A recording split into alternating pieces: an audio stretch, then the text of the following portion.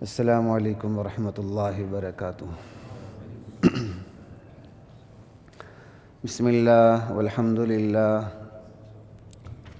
والصلاة والسلام علی رسول اللہ، اما بعد فاعوذ باللہ من الشیطان الرجیم، بسم اللہ الرحمن الرحیم، وما خلقت الجن والانس الا لیعبدون ما اريد منهم من رزق وما اريد ان يطعمون ان الله هو الرزاق ذو القوة المتين۔ حضرات محترم، اسلام کے تصور معیشت پہ بات جاری ہے اور میرے خیال یہ مسلسل چوتھی نشست ہے۔ احسان، یہ چوتھی نشست ہے؟ اوکے۔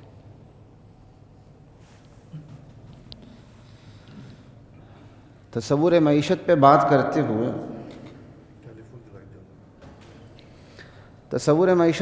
کرتے ہوئے میں نے خشک اس کی جو ٹیکنیکل گفتگو ہے وہ آپ کے سامنے نہیں رکھی، بلکہ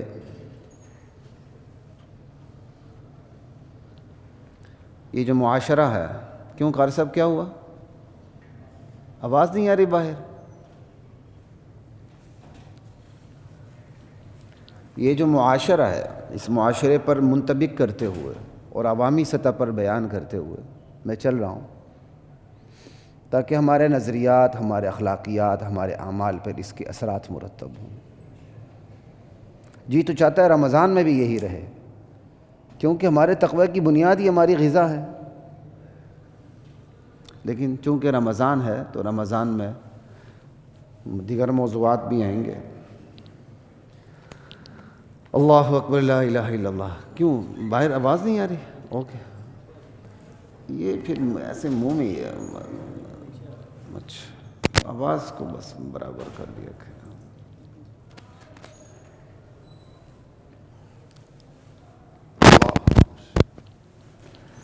تو گزشتہ جمعے جو بات جہاں سے رہتی تھی، براہ راست میں وہیں سے بات کو شروع کرتا ہوں۔ سوالات اور جوابات کی صورت میں، کیونکہ پوری معیشت قومتی ہے دولت کے حصول اور اس کے استعمال پر، تو معیشت کے تمام مباحث کا تعلق، تمام مسائل کا تعلق، تمام اصول کا تعلق بھی ڈائریکٹلی انڈائریکٹلی دولت کے حصول اور اس کے استعمال سے، کسب اور اس کے انفاق سے ہے۔ تو سوالات اور جوابات کی صورت میں چند اصول آپ کے سامنے انشاءاللہ اس نشست میں رکھنے کی کوشش کرتا ہوں۔ یہ وہ اصول ہیں جو نہ صرف معاشی دنیا میں فساد سے بچاتے ہیں، کیونکہ معاشی فساد اس وقت دنیا کا سب سے بڑا فساد ہے۔ یہ اصول نہ صرف معاشی فساد سے بچاتے ہیں، بلکہ اہل ایمان کی نظریاتی، اخلاقی اور عملی تربیت کا سامان بھی فراہم کرتے ہیں۔ بات تو آتی سب سے پہلے کمانے کی۔ کمانے کے حوالے سے جو سب سے پہلا سوال پیدا ہوتا ہے وہ یہ کہ آخر بندہ کمائے کیوں کمائے؟ یہ سوال ہے۔ اس کا جواب یہ ہے، دنیا دار الاسباب ہے۔ اللہ تعالیٰ نے اپنی مخلوق کو پیدا کرنے کے بعد اس کی روزی کی ذمہ داری خود اٹھائی ہے۔ وَمَا مِن دَابَّةٍ فِي الْأَرْضِ إِلَّا عَلَى اللَّهِ رِزْقُهَا۔ صرف انسانوں کی نہیں، زمین میں جتنی مخلوقات ہیں، صرف زمین میں نہیں، جہاں جہاں ہیں، کسی اور اگر کسی کیا کہتے ہیں جگہ بھی کوئی مخلوق ہے اور وہ مخلوق روزی روٹی کھاتی ہے، پیاس بجھاتی ہے، تو اللہ تعالیٰ نے اس کے لیے سامان مہیا کیا، وہی اللہ نے اپنے ذمے لے رکھا ہوا۔ لیکن اللہ کی ذمہ داری کا یہ مطلب نہیں کہ بندہ منہ کھولے اور نوالا اس کے منہ میں آ جائے، یہ مطلب نہیں ہے۔ اللہ نے دنیا بنائی، دنیا کو دار الاسباب بنایا، یہاں تمام کام اسباب کی سطح پر ہوتے ہیں۔ اللہ نے انسان کو بنایا اور اس کے ساتھ اس کی مادی ضرورتیں لگائیں اور اس کے ساتھ اس کی روحانی ضرورتیں بھی لگائیں۔ اللہ نے اس کے ساتھ حیوانی تقاضے بھی رکھے، اللہ نے اس کے ساتھ روحانی تقاضے بھی رکھے۔ دنیا دار الاسباب، دنیا کی مادی ضرورتیں، دنیا کے اندر رہتے ہوئے روحانی ضرورتیں، اور پھر سب سے بڑھ کر یہ کہ اللہ کا یہ حکم ہے۔ اللہ کہتا ہے ٹھیک ہے میں نے ذمہ داری اٹھائی ہے، لیکن میری ذمہ داری اٹھانے کا مطلب یہ ہے میں مسبب الاسباب ہوں، تمہیں اسباب اپنانے کا حکم دیتا ہوں۔ اسباب میں جان ڈالنا نہ ڈالنا، اس کے اندر کتنی جان ڈالنا، یہ میرا کام ہے، یہ تمہارا کام نہیں، تم نے اسباب کو اپنانا۔ یہی وجہ ہے کیوں کمائے کا جواب یہی ہے، ہم اس لیے کمائیں گے کہ اللہ کا حکم ہے کمانے کا۔ اگر اللہ کے حکم کی بنیاد پر بندہ کمائے تو یہ کمانا بھی عبادت ہے۔ کتنی بڑی بات ہے، بندہ اپنے پیٹ کے لیے کماتا ہے، پیٹ کا دندہ، بچوں کے پیٹ کا دندہ، رشتہ داروں کے پیٹ کا دندہ، لیکن عبادت ہے۔ ہم میں سے کتنے ہیں جن کی یہ نیت ہے کہ ہم اس لیے کما رہے ہیں کہ اللہ کا حکم ہے کمانا۔ اگر ہماری نیتیں درست ہو جائیں تو ہمارے کمانے میں کتنی برکتیں نازل ہوں گی۔ اس لیے نہ کمائیں کہ آپ کی ضرورت ہے، اس لیے نہ کمائیں کہ آپ نے شادی کر لی، بچے ہیں۔ سب سے پہلے یہ ذہن بنا اس لیے کما رہے ہیں کہ اللہ کا حکم ہے کمانے کا، اور اگر اللہ کا حکم نہ ہوتا بچے پیدا کرو، اہل و عیال کی خبر لو، لیکن خبردار کمانا نہیں ہے، ہم نہ کماتے، ہم نہ کماتے۔ کوئی اور صورت بھی ہو سکتی تھی، اللہ ویسے ہی ہمارا پیٹ بھر دے، اللہ بھوک ہی لگنے نہ دے، اللہ پیاس ہی لگنے نہ دے فرشتوں کی طرح، یا اللہ اپنے خاص اوقات میں جو ہر بندے کے لیے اپنا الگ وقت ہو، بھائی تم نے خبردار کمانا نہیں، جب میری مرضی ہوگی میں تمہیں پہنچا دوں گا۔ یہ ساری باتیں کرنے کا مقصد یہ ہے، کیوں کمائے کا جواب یہ ہے کہ اللہ کا حکم ہے ہم کما رہے ہیں۔ اور اللہ کا حکم کیوں ہے؟ اللہ نے دنیا کو دار الاسباب بنایا ہے اور ہمارے ساتھ مادی ضرورتیں لگائیں، ہمارے ساتھ روحانی ضرورتیں لگائیں۔ ان مادی ضرورتوں کے لیے کمانا ہے اور ان روحانی ضرورتوں کے لیے بھی کمانا ہے۔ آج ہم اس وقت اگر مسجد میں بیٹھے ہوئے ہیں تو کمائی کے بعد یہاں آئے ہیں۔ اگر ہم کمایا ہم نے نہ ہوتا اور بے فکری تھوڑی سی نہ ہوتی تو نہ میں ممبر پر ہوتا، نہ آپ یہاں تشریف رکھتے۔ تو کمانا روحانی ضرورتوں کے لیے، اللہ کے حکم کی وجہ سے، اپنی مادی ضرورتوں کی وجہ سے، دنیا دار الاسباب اس کی وجہ سے۔ یہ ہے جواب۔ آخر ہم کمائیں تو کیوں کمائیں؟ اور یہیں سے نیتیں ٹھیک ہوتی ہیں یا غلط ہوتی ہیں۔ انما الاعمال بالنیات، سارا مدار نیتوں پر۔ اگر ایک بندہ اللہ کے حکم پر کماتا ہے تو اب بتائیں اس کی کمائی کی جو سید ہوگی وہ کتنی درست ہوگی، اور ایک بندہ محض اپنی ضروریات کو سامنے رکھ کے کماتا ہے، اس میں اللہ کا حکم ہے ہی نہیں ہے، تو بتائیں وہ کتنا ٹیڑھا ہو سکتا ہے۔ تو اس پر اتنی ہی بات کافی ہے۔ اس سوال کے جواب میں آگے چلتے ہیں۔ کیوں کمائیں؟ اگلا سوال، کیا کمائیں؟ یہ کیا کمائیں کا وہ سوال ہے کہ جو آگے 2-3 سوالوں کے ساتھ ریلیٹ ہوتا ہے، متعلق ہو جاتا ہے، باقی سوالات کے جوابات بھی اس کے اندر آ جاتے ہیں۔ بھائی کیا کمائیں؟ وہی کمائیں جو کھانے کی اجازت ہے۔ کلوا مما فی الارض حلالا طیبا، حلال کمانا ہے، صرف حلال نہیں، طیب کمانا ہے۔ حلال کے ساتھ طیب کی قید ہے، یہ مفت میں نہیں لگی طیب کی قید۔ یہ کیا کمائے کے جواب میں آپ نے 4 چیزوں کو سمجھنا ہے۔ حلال بمقابلہ حرام، طیب بمقابلہ خبیث۔ یہ 4 چیزیں سمجھ آ جائیں، آگے جوابات میں بھی یہی چیزیں کارآمد ہیں۔ حلال کمانا، حرام نہیں کمانا، طیب کمانا، خبیث نہیں کمانا، ان میں فرق ہے۔ لا الہ الا اللہ۔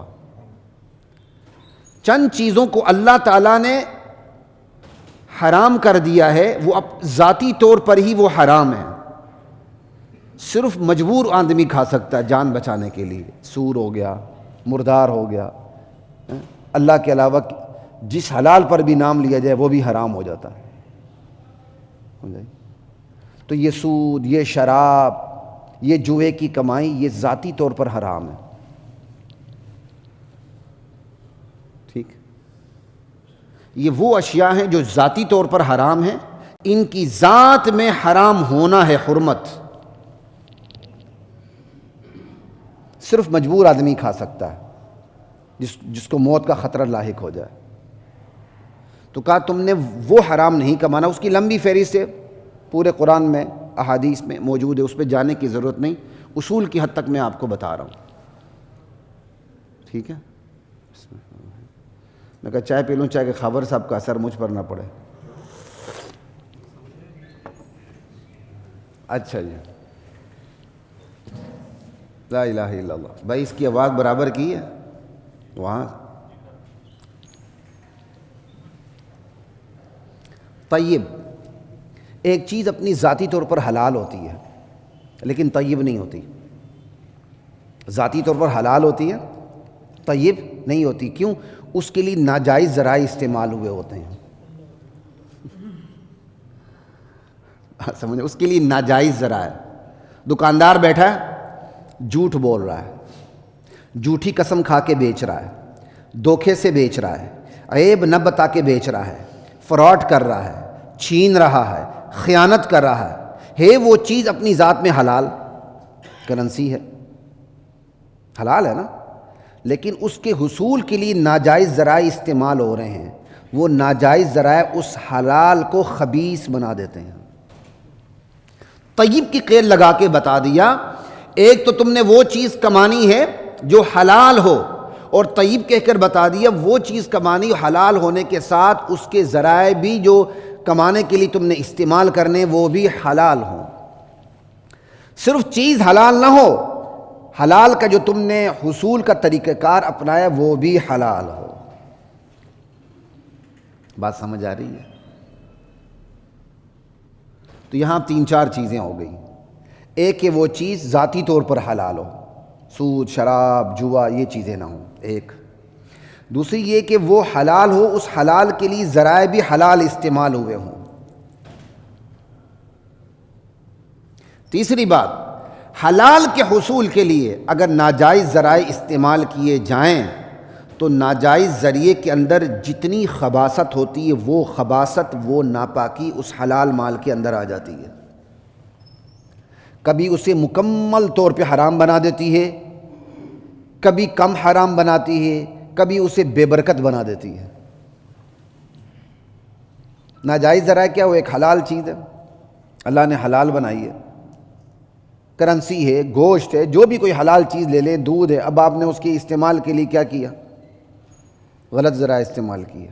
جھوٹ، جھوٹی قسم، عیب نہیں بتایا، غصب کیا، دھوکہ کیا، فراڈ کیا، وراثت پہ قبضہ کیا. اصل میں وہ چیز حلال ہے، آپ نے حاصل کرنے کے لیے حرام ذرائع استعمال کیے. اب وہ اس ذریعے کے اندر جتنی خباثت اور ناپاکی ہے وہ حلال مال کے اندر خباثت اور ناپاکی آ جائے گی. بسا اوقات اس کو مکمل طور پر حرام بنا دے گی، بسا اوقات اسے بے برکت بنا دے گی. ایک بندہ ہے حلال مال بیچ رہا ہے لیکن جھوٹی قسم کھا کھا کے بیچتا ہے، قسمیں کھا کھا کے بیچتا ہے. اب قسمیں کھا کھا کے مال تو بک جاتا ہے، حدیث میں آتا ہے، لیکن برکت اٹھ جاتی ہے. اس میں اس حد تک ناپاکی آ گئی. اب ایک حلال چیز ہے، وہ عیب نہ بتا کے بیچ رہا ہے، وہ جو اپنی پروڈکٹ ہے اس کا عیب نہیں بتاتا، اس کی خامی نہیں بتاتا، مال بک گیا، لیکن اس نے خباثت دکھائی. یہ خباثت اس کے حلال مال کے اندر آ گئی. اس نے اس حد تک اسے خبیث بنا دیا ہے جس حد تک اس کی طاقت پوٹینسی ہے. عیب نہ بتانے کی جو پوٹینسی ہے اس حد تک اس نے حلال مال کو خبیث بنا دیا، طیب رہنے نہیں دیا.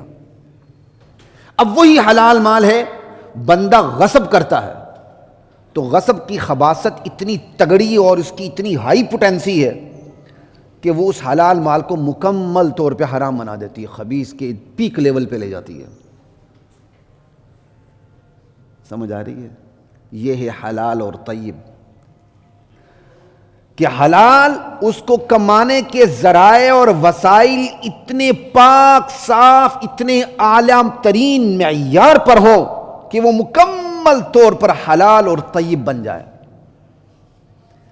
کما رہے ہیں، جھوٹی قسم کھا کے نہ کمائیں، جھوٹ بول کے نہ کمائیں، عیب چھپا کے نہ کمائیں، خیانت کر کے نہ کمائیں، فراڈ اور دھوکہ دہی سے نہ کمائیں، غصب کر کے نہ کمائیں۔ جب ان تمام معیارات کا خیال رکھیں گے تو وہ حلال طیب کی اعلیٰ معیار پر آ جائے گی وہ حلال چیز۔ اب یہ ہوگا حلالاً طیبہ، اور جب حلال طیب کمائیں گے تو آپ کی معیشت صالح اور پاکیزہ معیشت کہلائے گی۔ یہ ہے کیا کمانے کا جواب۔ میں نے کہا نہیں یار حلال طیب نے کیا ہے، پیسے کوئی حرام ہے؟ یہ ہے کیا کمائے کا جواب۔ آپ نے صرف حلال نہیں کمانا، صرف طیب بھی نہیں کمانا۔ اگر طیب کو اس حد تک لے جائیں، ذرائع آپ نے صحیح استعمال کیے ہیں بس، وغیرہ طیب حلال کے معنی میں بھی استعمال ہے۔ حلالاً طیبہ کمانا، یہ دوسرے سوال کا جواب ہو گیا۔ ٹھیک ہے، اب اس کی آپ ڈیپتھ میں چلے جائیں، میرے سمیت ہر بندہ سوچ لے اس کی کمائی کس قدر حلال ہے اور اس کے اندر کتنی خباثت ہے۔ ایسے میں نے پھونک مار دی، نہیں مارنی چاہیے۔ میرے سمیت ہر بندہ سوچ لے، آپ کے پاس مقدمہ آتا ہے، اس میں ایک لیول تک خرابی ہے، آپ اس کے اندر 10 خرابیاں بتا دیتے ہیں۔ آپ گاڑی ورک شاپ لے جاتے ہیں، آپ کو پتہ ہی نہیں کہ گاڑی کے اندر کیا خرابی ہے، خصوصاً آج کل کے ماحول میں۔ وہ دیکھ کے اس کے ایک صرف ہاتھ لگانے کا کام ہے، وہ کہتے ہیں جی چھوڑ جائیں، عصر کو لے جائیں، 2-3 گھنٹے کا کام ہے۔ آپ چلے جاتے ہیں، وہ ایک ہی بٹن دبا دیتا ہے، بعد میں آپ کے سامنے 10 خرابیاں بیان کر دیتا، جی یہ تھا، یہ تھا، یہ تھا، یہ تھا، یہ تھا۔ میں کسی پر الزام نہیں دیتا، چونکہ ایسے لوگوں کی عموماً کاروبار میں ٹھگیاں بہت ہوتی ہیں، تو ان کے مال میں برکت بھی نہیں ہوتی۔ میرے سمیت ہر بندہ دیکھ لے اس کے کس مال میں برکت ہے اور کس مال میں برکت نہیں ہے، بس سمجھ آ جائے گی۔ حلالاً طیبہ ہوگا، برکت آتی ہے، اور وہ حلالاً طیبہ کی سطح سے وہ مال جتنا گرتا ہے اتنا وہ بے برکت ہوتا چلا جاتا۔ حدیث میں ہے نا کہ ایک وقت آئے گا بندہ سود نہ بھی لے تو سود کے غبار سے نہیں بچ سکے گا۔ آج ہم سب ایسے ہی ہیں۔ میں نے پہلے بھی کہا نا، وہ حالات ہو چکے ہیں کہ بندہ پرس میں دیکھ کے بار بار گنتا ہے، یار یہ میرے پیسے چوری تو نہیں ہو گئے، برکت ہی نہیں ہے۔ اوقات میں برکت نہیں، ابھی میں نے کل جمعہ پڑھایا تھا، دوبارہ بیٹھ گیا ہوں ممبر پر، اوقات میں برکت ہی نہیں ہے، پتہ ہی نہیں چلتا۔ یقین کرے وہ تیاری جو پہلے میں گھنٹوں میں کرتا تھا اب دنوں میں نہیں ہوتی مجھ سے۔ تیاری کرنے بیٹھتا ہوں، وقت جناب علی گھوڑے سے بھی تیز دوڑ رہا ہوتا، پیچھے سارا کچھ رہ جاتا۔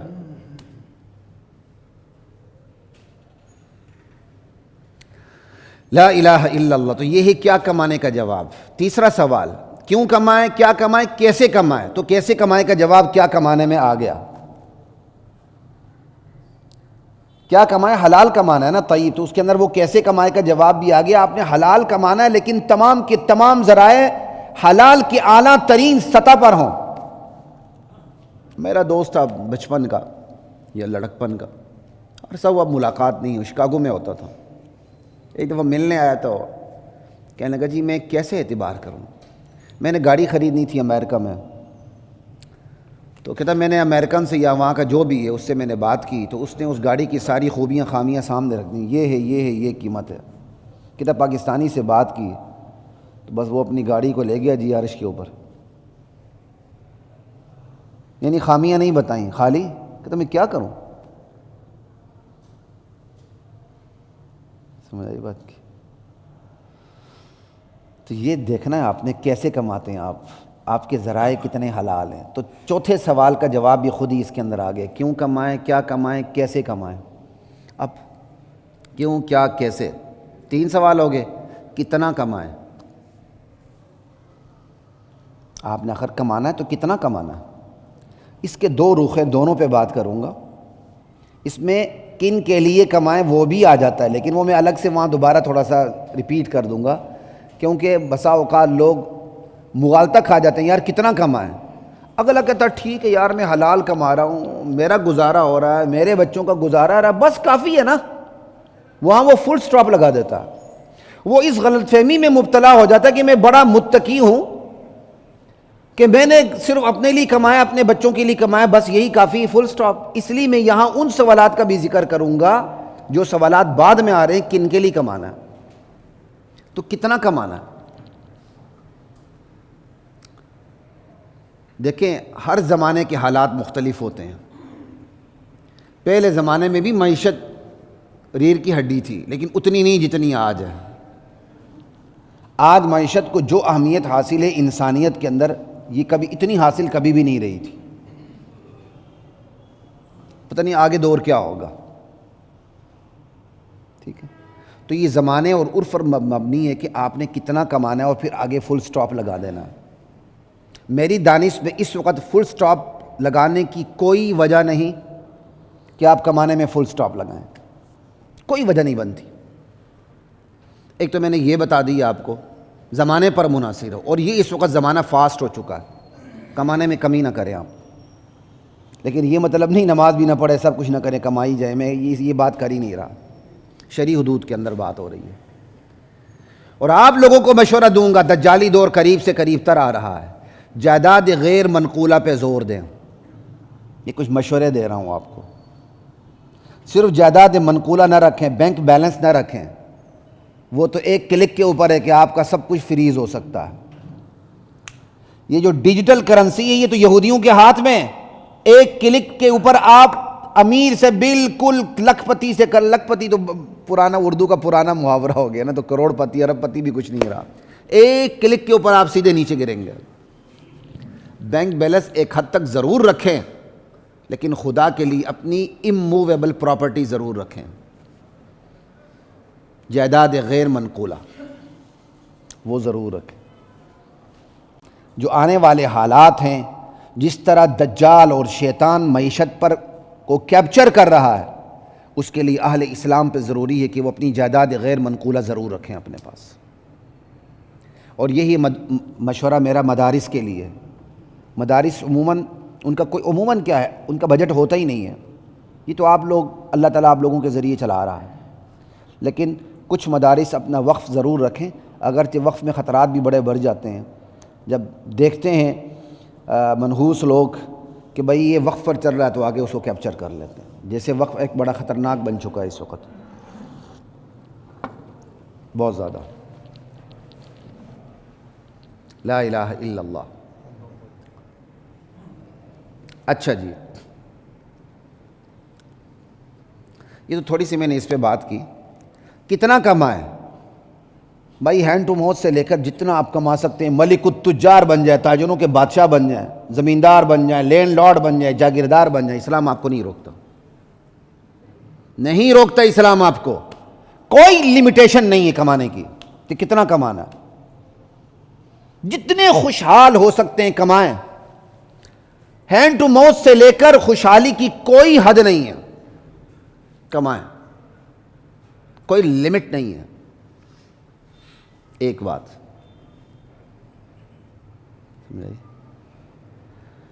اپنی ذات کے لیے کمائیں، اپنے اہل و عیال کے لیے کمائیں، یعنی اپنی ذات کی خبرگیری تک کمائیں.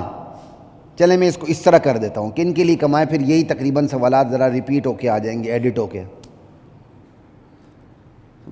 خوشحالی تک کمائیں، اپنی ذات کی خبرگیری تک کمائیں، لیکن فل سٹاپ نہیں ہے.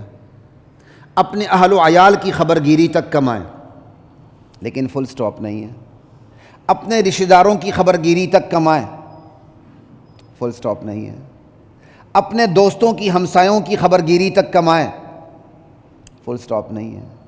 اپنے معاشرے کے غریبوں کی خبرگیری تک کمائیں، فل سٹاپ نہیں ہے.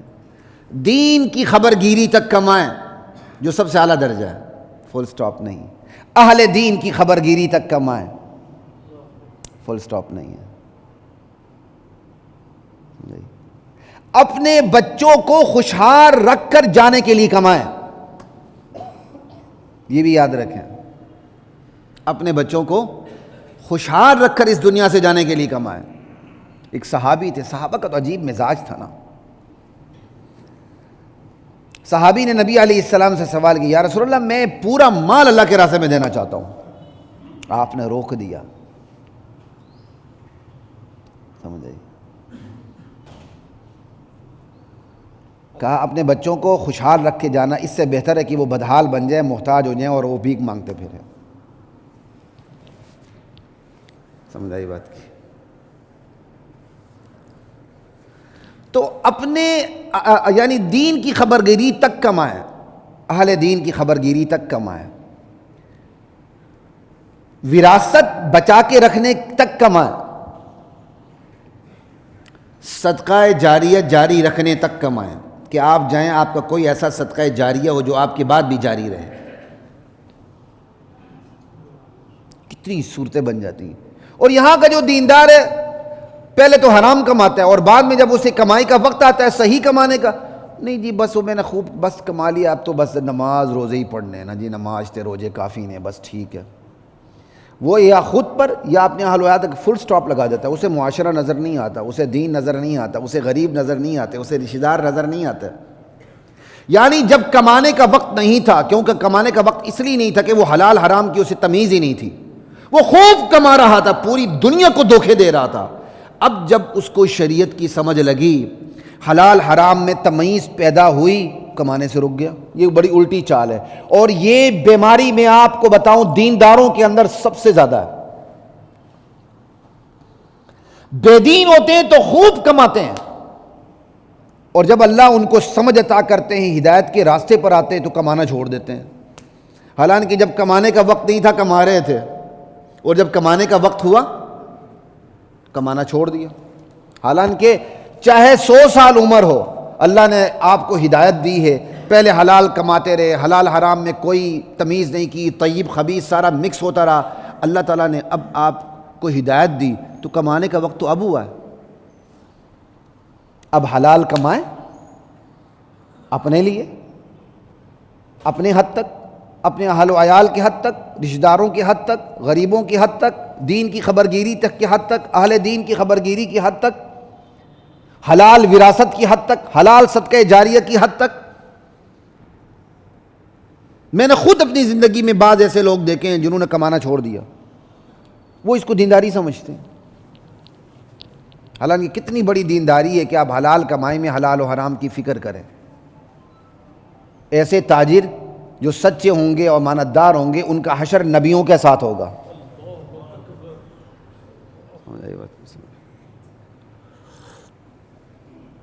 لا الہ الا اللہ۔ یہ ہے کتنا کمائیں کا جواب۔ کیوں کمائیں؟ کیا کمائیں؟ کیسے کمائیں؟ کتنا کمائیں؟ پانچواں سوال ہے کن سے کمائیں؟ یہ بھی کوئی چھوٹی چیز نہیں ہے۔ آپ کے گاہک جیسے ہوتے ہیں نا، تو آپ کی بیچنے والی چیز بھی ویسی ہی ہوتی ہے۔ آپ کے گاہک شرابی ہوں گے تو پھر کیا چیز بکے گی؟ شراب۔ آپ کے گاہک ملاوٹ والی چیز لینے والے ہوں گے تو آپ کی چیز کیا ہوگی؟ پنجاب کے مضافات سے بادامی باغ میں لوگ سپیئر پارٹس لینے آئے اور وہ کہیں جی سر مال وہ چاہیے ہو جو 2 نمبر لکھا 1 نمبر ہو، اس کی ڈیمانڈ ہے۔ اب ایسا گاہک ہے تو اس کی ڈیمانڈ کے مطابق 2 نمبر مال بنے گا، 1 نمبر کی اس کے اوپر سٹمپ لگے گی۔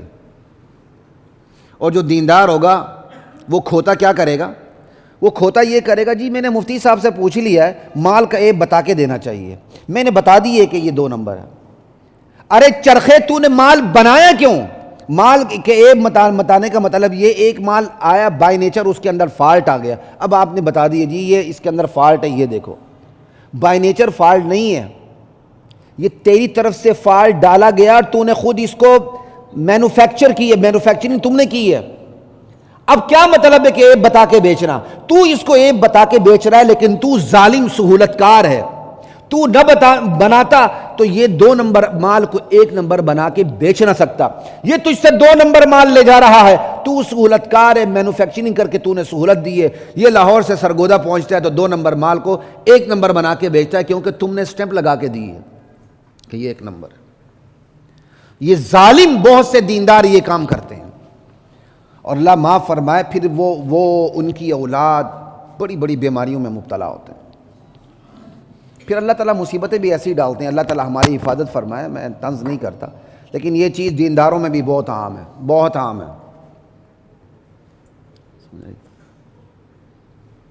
تو کن سے کمانا یہ کوئی چھوٹی چیز نہیں ہے۔ آپ کے گاہک میں 3-4 اس کی کیٹیگریز بنا دیتا ہوں۔ آپ کے گاہک میں ایک صالح ہے، ایک گناہ گار ہے۔ اگر اللہ تعالیٰ آپ کو گاہک بڑا دیندار اور نیک دے تو آپ کی بکنے والی چیز میں بھی برکت بھی آئے گی، پھر آپ جو بکنے والی چیز ہے وہ بھی اسی معیار پہ رکھیں گے۔ یار یہ 2 نمبر چیز نہیں لیتا، یہ 1 نمبر ہی لیتا ہے، چاہے مہنگی لے، خریدنا اس نے 1 ہی نمبر ہے۔ یہ بھی بہت بڑی لک ہوتی ہے کہ آپ نے کمانا کن سے ہے، آپ کی نیت کیا ہے، اور یہ نیت پر منحصر ہے کہ آپ نے کمانا کن سے ہے۔ آپ کہتے ہیں یار آ جائے بہت بڑا ایک مقدمہ ہاتھ میں آ جائے، کوئی بہت ہی بڑا کن ٹوٹا ہو جس نے 7-8 قتل کی ہوں، تو تاکہ میں اس کو 302 سے بچا لوں، تو وہ آپ کا گاہک ہی ہے نا بھائی، وہ آپ کا گاہک ہی ہے۔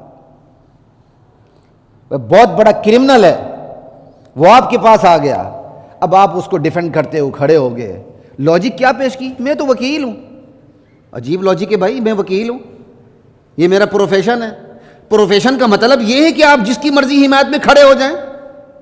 وَتَعَاوَنُوا عَلَى الْبِرِّ وَالتَّقْوَى وَلَا تَعَاوَنُوا عَلَى الْإِثْمِ وَالْعُدْوَانِ، نیکی اور تقوی میں تعاون کرنا ہے، گناہ میں تعاون کی اجازت نہیں ہے۔ جب میں لا کر رہا تھا، میں نے اپنے استاد کے سامنے جب یہ بات رکھی تو میرے استاد نے مجھے کہا میں وکیل ہوں، جج نہیں ہوں۔ میں کہا سر اللہ نے آپ کو جج نہیں بنایا، لیکن اللہ سرکار آپ کو جج بنا چکا ہے، اللہ نے آپ کو جج بنا دیا ہے۔ آپ وکیل ہوتے ہوئے جج ہیں کہ پہلے یہ دیکھیں کہ میں اس مقدمے کو لے کر نیکی میں تعاون کر رہا ہوں یا گناہ میں تعاون کر رہا ہوں، پھر چلیں آگے۔ تو یہ کن سے کمانا چھوٹی بات نہیں ہے۔ آپ کے گاہک میں صالح آدمی ہے، آپ کے گاہک میں ایک فاجر بدکار آدمی ہے، اس کا اثر آپ پر بھی پڑ سکتا ہے کہ آپ اس کی ڈیمانڈ کے مطابق بکنے والی چیز بدل دیں۔ ایک آپ کے گاہک میں کافر بھی ہے، مومن بھی ہے۔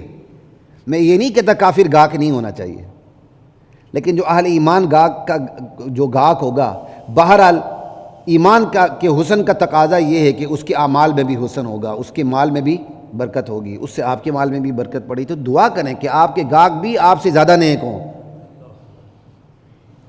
حدیث میں یہاں تک ہے، اللہ تعالیٰ کے نبی نے دعا دی تمہارا مال نیک لوگ کھائیں۔ حدیث میں یہاں تک دعا موجود ہے کہ تمہارا مال نیک لوگ کھائیں، ابرار کھائیں۔ مومن ہے، کافر ہے، دوسری کیٹیگری ہو گئی۔ اور تیسری کیٹیگری آپ کا گاہک آتا ہے 1 نمبر کا زندیق اور مرتد ہے، اور ساتھ ہی مؤلفۃ القلوب میں سے کوئی ہے، یعنی ہے غیر مسلم لیکن وہ اسلام کی طرف مائل ہے۔ تو ایک بات یاد رکھیں، جو آپ کا گاہک زندیق اور مرتد ہو، ختم نبوت کا دشمن ہو، اس کو آئسولیٹ کر لیں، اس سے لینا دینا نہ کریں۔ اس لیے بعض جگہوں پر یہ ختم نبوت والوں نے سٹیکر بھی لگائے ہوتے ہیں، لیکن میری دانش میں یہ بھی انکمپلیٹ ہے۔ نہ ختم نبوت کے دشمنوں سے آپ کو ڈیل کرنی چاہیے، نہ صحابہ کے دشمنوں سے آپ کو ڈیل کرنی چاہیے۔ جو ابو بکر و عمر اور معاویہ کا نہیں، علی کا نہیں، عثمان کا نہیں ہے، صحابہ کا نہیں، اماں عائشہ کا نہیں، وہ میرا اور آپ کا نہیں ہے۔ آپ سمجھتے ہیں تو آپ کے ایمان اور آپ کی غیرت اور خودداری کا تقاضا یہ ہے، آپ کے بابا میں آپ کے ساتھ کاروبار لین دین، اس کے بعد دیکھیں اللہ تعالیٰ آپ کو کتنا اچھا گاہک بیچتے ہیں۔ کن سے کمائیں؟ زندیق مرتد کو قریب پھٹکنے نہ دیں۔ کو نہیں بھائی ہماری دکان میں آپ کے لیے کوئی سودا نہیں، آپ جا سکتے ہیں۔ ہاں اچھا یہ کام ہو گیا، چلیں جیسے بھی رمضان آ رہا ہے چھٹی ہو جائے گی۔ یہ میں خالی ادھر سے ہی ہوا ہے شاید کہ نہیں، یا یہ کوئی تیل لگ رہا ہے؟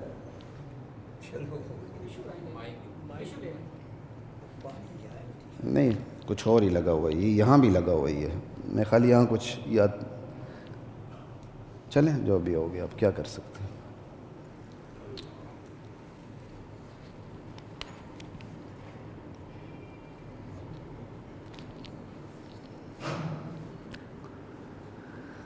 ہاں آپ کے گاگ میں ایک کافر ہے، آپ اس سے اچھا سلوک کریں، وہ کہ یار مسلمان اتنی اچھی ڈیلنگ کرتا ہے، وہ آپ کی ڈیلنگ سے اسلام کے قریب آ جائے، آپ اس کے ساتھ نرمی کریں۔ اسی طرح آپ کے گاگ میں امیر ہے، غریب ہے، متوسط ہے، دیکھ کے ڈیل کریں۔ آپ کے گاگ میں رشتہ دار ہے، دوست ہے، اجنبی ہے، دیکھ کے ڈیل کریں۔ اسلام آپ کو پابند نہیں کرتا کہ ہر ایک کے ساتھ احسان کریں۔ آپ دکان پہ بیٹھے ہیں، آپ ہاتم تائی بن کے نہیں بیٹھے، آپ کمانے کے لیے بیٹھے ہیں، لیکن کچھ اصول کا خیال کریں گے تو آپ کی کمانے میں برکت آئے گی۔ آپ کہتے ہیں یار ایک نیک آدمی ہے، میں اس کے ساتھ رعایت کر دیتا ہوں، ایک فاسق آدمی ہے، روٹین کے ریٹ پہ دیتا ہوں، امیر ہے، روٹین کا ریٹ کافی ہے، متوسط ہے، چلو تھوڑی سی رعایت کر دیتا ہوں، غریب ہے، یار میں اس سے نفع نہیں لیتا،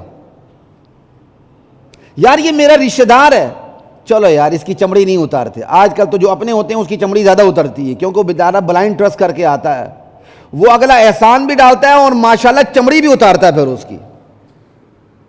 یہ بڑی عجیب بات ہے۔ پرانے وقتوں میں یہ ڈاکو بڑے مہذب ہوا کرتے تھے، جس گھر میں ڈکیتی مارنی ہو وہاں کا نمک نہیں کھاتے تھے۔ آج کا ڈاکو اتنا غیر مہذب ہے کہ جس گھر میں اس نے ڈکیتی مارنی ہوتی پہلے وہاں کھاتا ہے پھر ڈکیتی مارتا ہے۔ ہم بھی ایسے ہی مہذب ڈاکو بن چکے ہیں۔ ہمارے پاس کوئی ٹرسٹ کر کے آتا ہے، یار فلاں نے بھیجا ہے، یار آپ کی دکان پہ بھیجا ہے، یا رشتہ دار آتا ہے، وہ کہتا ہے یار یہ تو بلائنڈ ٹرسٹ کر رہا ہے، عام گاہک سے زیادہ اس سے کماتے ہیں۔ تو کن سے کمانا، یہ بھی بہت بڑی بات ہے۔ کہیں عدل سے کام لیں، اللہ آپ کو نہیں روکتا، کہیں احسان سے کام لیں، کمائی میں برکت آئے گی۔ صالح مومن کو دیکھ لیا کریں، زندیق مرتد اور مؤلفۃ القلوب کو دیکھ لیا کریں، امیر غریب متوسط کو دیکھ لیا کریں، اجنبی رشتہ دار اپنے غیر کو دیکھ لیا کریں، اسی میں پھر اپنی جو آپ نے کمائی کرنی اس میں کمی بیشی کریں، اور یہاں تک کہ کسی کو اگر کوئی ایسا مجبور ہو نقصان پر بھی دینا پڑے دے دیں، کوئی ایسا ہو مفت بھی دینا پڑے دینے کی عادت ڈالیں۔ یہ دینے کی عادت ڈالنا تو قرآن کا حکم ہے، لیکن اللہ آپ کو مجبور نہیں کرتا۔ تو یہ سوال کا جواب ہوا کہ آپ نے کن سے کمائی کرنی ہے۔ یہ تو وقت ہی ختم ہو رہا ہے، تو پھر میں مختصر ہی کرتا جاتا ہوں۔ یار یہ کام کچھ زیادہ ہی ہو گیا، میں تو مجھے ڈسٹرب جیسے یہ اس کو اٹھائیں اور اس کو پتہ نہیں سارا کچھ بیڑا غرق ہو گیا۔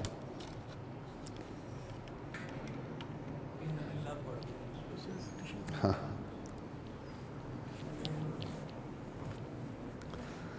لا الہ الا اللہ۔ ٹھیک ہے، اگلا سوال ہے کہ کب کمائیں، کن سے کمائیں، کب کمائیں، سمجھائی؟ اللہ تعالیٰ نے رات کو آرام کے لیے بنایا، دن کو معاش کے لیے بنایا۔ یہ نہیں کہ رات کو کمانا منع ہے، قرآن کی بعض آیات کے اندر دونوں چیزیں آئی ہوئی ہیں، جس سے پتہ چلتا ہے کہ آپ رات کو بھی کما سکتے ہیں، لیکن پریفر کیا گیا دن میں کمانے کو، رات آرام کے لیے۔ تو کب کمانے کا جواب یہ کہ دن میں کمائے، اور دن میں کب کمانے کا جواب یہ صبح سویرے کمائے۔ یہ حدیث میں ہے، نبی علیہ السلام کی حدیث ہے۔ ایک صحابی ہیں حضرت صخر، وہ راوی ہیں، فرماتے ہیں نبی علیہ السلام نے ارشاد فرمایا، اللہم بارک لی امتی فی بکورہا، اے اللہ میری امت کے لیے اس کی سحر خیزی میں، اس کے صبح سویرے میں برکت عطا فرما۔ اور راوی صرف روایت بیان نہیں کرتے ہیں، وہ خود تاجر ہیں۔ کہتے ہیں میں نے نبی علیہ السلام کی دعا سے فائدہ اٹھانے کے لیے اپنا سامان تجارت صبح سویرے بھیجنا شروع کر دیا، اللہ تعالیٰ نے انہیں مالا مال کر دیا۔ اور یہاں جو برکت کا وقت ہوتا ہے سوتے ہیں، برکت کا سارا وقت ختم کر کے تسلی کرتے ہیں، برکت کا وقت ختم ہو گیا پھر اٹھتے ہیں، پھر اٹھ کے کماتے ہیں۔ اور اللہ کے نبی کی صاف حدیث، اللہم بارک لی امتی فی بکورہا، اے اللہ میری امت کی سحر خیزی میں برکت عطا فرما۔ تو کب کمانا ہے؟ دن میں کمانا ہے۔ دن میں کب کمانا ہے؟ صبح سویرے کمانا ہے۔ اب میں اس کی مثالیں نہیں دوں گا، ترقی یافتہ ممالک، سو کال ترقی یافتہ ممالک، کیونکہ یہ کلاسز بھی ہیں، یہ تو معیشت کی بنیاد پر ہیں، کوئی تقویٰ طہارت کی بنیاد پہ تھوڑی ہیں، تو وہاں انہی اصول پہ عمل ہو رہا ہے۔ اور آخری 7واں سوال، کہاں کمائیں؟ یہ بھی کوئی چھوٹا سوال نہیں ہے، کہاں کمائیں؟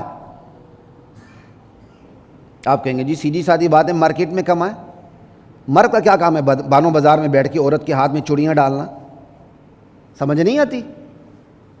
ایک ٹکٹ میں 2 مزے لے رہا ہے وہ. مرد کو کیا حق بنتا ہے بانو بازار میں بیٹھ کے عورت کے ہاتھ میں چوڑیاں ڈالنا؟ کہاں کمائے؟ چھوٹا سوال نہیں ہے. مرد اور خواتین کے بازار الگ الگ ہونے چاہیے. پھر تو سارے دکاندار کھڑے ہو جائیں گے، یہ مولوی صاحب ہماری معیشت کا بیڑا غرق کرنا چاہتے ہیں. کیونکہ عورت کو قابو کرو معیشت ٹھیک ہو جاتی ہے، بیڑا غرق نہیں ہوتی، گھر کے خرچے آدھے رہ جاتے ہیں. پھر دکاندار کہیں گے ہم کیا کریں گے، ہماری تو ساری کمائی عورتوں سے ہے. تو آپ کا رازق عورتیں ہیں؟ آپ کے رازق کہ اللہ ہے؟ عورتوں کو آپ نے رازق سمجھا ہوا. کہاں کمانا ہے؟ مرد اور عورت کی مارکیٹیں الگ ہونی چاہیے. غالباً گلگت میں ایک مارکیٹ ہے، شاید اس کا نام ہے نساء مارکیٹ ہے. وہاں صرف عورتیں ہیں دکاندار، اور آتی بھی صرف عورتیں، اجازت بھی صرف عورتوں کو ہے. ایسی مارکیٹ ہونی چاہیے جہاں صرف بیچنے والی بھی عورتیں ہوں، خریدار بھی عورتیں ہوں، بس اور کوئی نہ ہو. اور یہ ایسی مارکیٹ بندہ اپنے گھر میں بھی بنا سکتا ہے. خواتین، اس میں کوئی شرم عار کی بات نہیں ہے. چھوٹی سی منی مارکیٹ اپنے گھر میں بنا لے کہ خواتین کی ضروریات کی ساری چیزیں وہاں ہو. خواتین مارکیٹ میں نہ جائیں، آپ کے پاس آ کے وہی اسی بازار کے ریٹ پر آپ سے خریدیں. یہ حلال معیشت ہے، یہ چھوٹی بات نہیں ہے. تو کہاں کمائے؟ اس کا ایک جواب یہ کہ مرد اور عورت کے بازار الگ ہونے چاہیے. مرد مردوں والی جگہ پہ بیٹھ کے کمائے. عورت اگر کماتی ہے مجبور ہے، ورنہ عورت کا اصل مقام اس کا گھر ہے. جہاں شرعی حدود میں اس کو اجازت ہے تو پھر وہ شرعی حدود کی رعایت رکھے. عورت کو تو اصل مقام ہے ہی اس کا گھر، کے گھر میں ٹک کے رہو. وقرن فی بیوتکن. اور ہم نے عورت کو کاروبار، ملازمت، کس کے نام سے، ہم حقوق کے نام سے ہم عورت کو باہر لے آئے ہیں. ہم سہولت کار ہیں، اور اس سہولت کاری کا انشاءاللہ اللہ حساب لے گا. اللہ کی عدالت تو وہ عدالت ہے جہاں افراد نہیں، عدالتوں کا بھی حساب ہوگا کہ کس نے کس کو پروٹیکشن دی، وہ بھی اللہ حساب لے گا انشاءاللہ. اللہ چھوڑے گا نہیں. اس لیے اپنے آپ کو میرے سمیت ہر بندہ حرف آخر نہ سمجھے. ایک دن سب نے اللہ کی عدالت میں پیش ہونا ہے. کون کس کا سہولت کار ہے پتہ چلے گا. ایک تو مرد و خواتین کے حوالے سے ایک بات ہو گئی. اور اگلی بات، خود مرد جہاں بیٹھے ہوئے ہیں وہ کہاں کمانا ہے. ان کی مارکیٹ کا ماحول جتنا ہو سکتا ہے اسلامی ہو. ایک مارکیٹ ہے، کوشش کریں وہاں مسجد ہو. کوشش کریں وہاں کیا کہتے ہیں ایسی جگہ ہوں جہاں کپلز بیٹھ نہ سکیں. اب وقت مختصر ہے، میں آگے چلتا ہوں. پھر آپ کی اپنی دکان پہ بیٹھے ہوئے کمانے کے لیے، تو آپ کی دکان کے اندر بھی ماحول اسلامی ہو. یہ نہ ہو کہ آپ دکان بھی کم رہے ہیں، ماشاءاللہ 100 چینل لگے ہوئے ہیں، انڈین چینل لگا ہوا ہے، تھرک رہے ہیں، ڈانس ہو رہا ہے، مجرے ہو رہے ہیں، اس کو بھی دیکھ رہے ہیں، ناولی ساتھ بیچ بھی رہے ہیں. کیا برکت ہوگی آپ کی کمائی میں، مجھے یہ بتائیں. پھر آپ کے جو وہاں نوکر ہیں، ملازم ہیں، وہ نمازی ہوں، آپ خود نمازی ہوں. اور بہترین طریقہ یہ نماز کا وہ وقت مقرر ہے جہاں آپ کو سہولت ہوتی ہے نماز پڑھنے کی. بس لگائیں یہ نماز کا وقفہ ہے، اپنے ملازمین سمیت نکل جائیں. سب سے بہترین آئیڈیل سسٹم یہ ہے. نہیں، آپ کو آرام نہیں آتا، آپ کو کہتا ہے یار میں تو نماز کو بجاؤں گا تو 10 گاہ خراب ہو جائیں گے، تو اس کا پھر بہترین طریقہ یہ ہے، مسجدوں میں 10-20 منٹ کا، آدھا گھنٹے کا، 25 منٹ کا فرق ہوتا ہے. آدھے ایک مسجد میں چلے جائیں، آدھے دوسرے مسجد میں چلے جائیں، لیکن آپ تبلیغ سے محروم ہو جائیں گے. جو گاہک آئے گا آپ کی شٹر پہ لگا ہوگا، نماز کا وقفہ ہے، وہ ہمیشہ آپ پر ہی اعتماد کرے گا. نماز کے بعد آپ کی پاس آئے گا. آپ کی کم کمائی میں بھی اللہ برکت دیں گے. یہ ہے کہاں سے کمائیں. یہ 7 سوال ہیں. بات یہاں ختم ہو رہی، میرے پاس وقت کم ہے، میں آگے چلتا ہوں. اب آگے ہے کہ وہی سوالات خرچ کرنے کے حوالے سے. بھائی کیوں کمائیں؟ اب اس کے بالمقابل کیوں خرچ کریں؟ وما تنفقوا من خیر فلانفسکم. بھائی کیوں خرچ کریں؟ یہ مال اپنا ہے ہی نہیں ہے، یہ تو مال ملا ہی خرچ کرنے کے لیے. اللہ کا حکم ہے خرچ کریں، اس لیے اللہ کو راضی کرنے کے لیے خرچ کرنا ہے، دینے کی عادت ڈالنے کے لیے خرچ کرنا ہے، بخل کی عادت سے بچنے کے لیے خرچ کرنا ہے، اپنے آپ کو سکون دینے کے لیے خرچ کرنا ہے، اللہ سے دنیا میں اجر لینے کے لیے خرچ کرنا ہے، اللہ سے آخرت میں بھی اجر لینے کے لیے خرچ کرنا ہے، حقوق اللہ کی ادائیگی کے لیے خرچ کرنا ہے، بندوں کے حقوق کی ادائیگی کے لیے خرچ کرنا ہے، اور سب سے پھر آخر میں فائدہ کس کو ملتا ہے؟ جس پر خرچ کرنا ہے اس کو بھی فائدہ ملے پھر خرچ کرنا. ورنہ جو خرچ کرتے ہیں، اس پر میں ڈیٹیل سے بات ایک دو جو میں پہلے کر چکا ہوں، جو خرچ کرتے ہیں اللہ کہتے ہیں تم اپنے لیے کرتے ہو. وما تنفقوا من خیر فلانفسکم. یہ ہے کیوں خرچ کرنا ہے. اب کیا خرچ کرنا ہے وہ اس کا جواب کیا کمائی میں آگے یہاں ڈیٹیل میں نہیں جاؤں. کیا خرچ کرنا ہے؟ حلال اور طیب خرچ کرنا ہے. یہ نہیں کہ ناپاک مال صدقے کی نیت سے خرچ کریں، اس کی اجازت نہیں ہے. حلال اور طیب خرچ کرنا ہے، جس کی تفصیل کیا کمانے میں گزر چکی ہے. کیسے خرچ کرنا ہے یہ سوال ہے. کیسے خرچ کرنا ہے؟ ضروریات کو دیکھتے ہوئے جن پہ آپ نے خرچ کرنا ہے، ان کی ضروریات کو دیکھتے ہوئے، ان کی سہولیات کو دیکھتے ہوئے. پھر جن پر خرچ کرنا ہے ان کی معاشی اور معاشرتی سٹیٹس کو دیکھتے ہوئے. صحابی نبی پہ خرچ کرتے تھے. کیا صحابی نعوذ باللہ یہ سمجھتے تھے کہ ہم نبی پہ خرچ نہیں کر دیں گے تو ان کو پتہ نہیں بھوک سے کیا حال ہوگا؟ وہ نبی کی نبوت کی وجہ سے اپنی ذمہ داری سمجھتے تھے. تو جن پر خرچ کرتے ہیں ان کی معاشی سٹیٹس، ان کا معاشرتی سٹیٹس کو دیکھتے ہوئے سمجھے کیسے خرچ کرنا ہے. ٹھیک. پھر کیسے خرچ کرنا ہے؟ اعلانیہ خرچ کرنا ہے، چھپا کے خرچ کرنا ہے، یہ فیصلہ کرنا ہوتا ہے. پھر کیسے خرچ کرنا ہے؟ فضول خرچی سے بچتے ہوئے، اسراف سے بچتے ہوئے، تبذیر سے بچتے ہوئے، بخل سے بچتے ہوئے. بخل بھی نہیں کرنا، اسراف بھی نہیں کرنا. اسراف کیا مطلب؟ جائز کام پہ ناجائز طریقے سے بھی خرچ نہیں کرنا. تبذیر، ناجائز جگہ بھی خرچ نہیں کرنا. ان تمام چیزوں کو سامنے رکھتے ہوئے، اب اس کی تفصیل کا موقع نہیں میرے پاس، 3-4 منٹ ہی ہیں. یہ ہے ضروریات اور سہولیات کو دیکھتے ہوئے جن پر آپ نے خرچ کرنا. آپ کہتے ہیں یار ہینڈ ٹو ماؤتھ ہی ہو جائے بس، یہ میرا ہی فقیر ہے. غلط بات ہے. اس کی ضروریات کو دیکھیں، اس کی سہولیات کو دیکھیں، اس کے معیار کو دیکھیں، اس کی معاشی سٹیٹس کو دیکھیں، اس کی معاشرتی سٹیٹس کو دیکھیں. سب کے سامنے دینا ہے، چھپا کے دینا ہے، اس کو دیکھیں. بخل سے بچتے ہوئے، اسراف سے بچتے ہوئے، تبذیر سے بچتے ہوئے، ان چیزوں کو سامنے رکھیں. یہ ہے کیسے خرچ کرنا. اب کتنا خرچ کرنا؟ سارا نہیں خرچ کرنا. ابو بکر کا سارا مال محمد الرسول اللہ نے قبول کیا، لیکن ابو بکر کے سٹیٹس پہ کوئی امتی نہیں آ سکتا. اس لیے باقی صحابہ کو آپ نے سختی سے منع کر دیا پورا مال خرچ نہیں کرنا، لیکن ابو بکر کا مال پورا قبول کرتے تھے حضور. اس لیے ایک صحابی اپنا پورا مال دینے لگے، سوال کیا، آپ نے روک دیا، کہا نہیں پورا مال خرچ نہیں کرنا. اپنے وارثوں کو خوشحال چھوڑ کے جانا بہتر ہے اس سے کہ تم چلے جاؤ اور تمہارا وارث محتاج ہو کے بھیک مانگتا پھرے. یہ کتنا خرچ کرنا. اگلا سوال، کب خرچ کرنا؟ یہ میرا اور آپ کے کام ہے. خود سائل بن کر دیکھیں کہ سائلین کون ہیں. خود سائل بن کے دیکھیں. یہ نہ اور رمضان آ گیا، اپنی دکان پہ 500 عورتوں کا ہجوم لگا دیا، سب دیکھ رہے ہیں ماشاءاللہ، ملک صاحب تھے، چودھری صاحب تھے، فلاں صاحب تھے، فلاں صاحب دے رہے ہیں. خدا کا خوف کریں. کوئی یہ طریقہ نہیں دینے کا.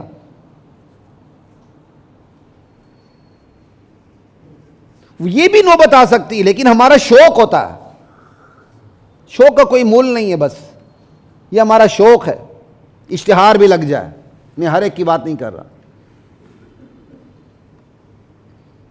لا الہ الا اللہ. تو کب خرچ کرنا ہے؟ یہ تو 12 مہینے ہیں. صرف رمضان نہیں کہ آپ رمضان میں زکوٰۃ نکالیں.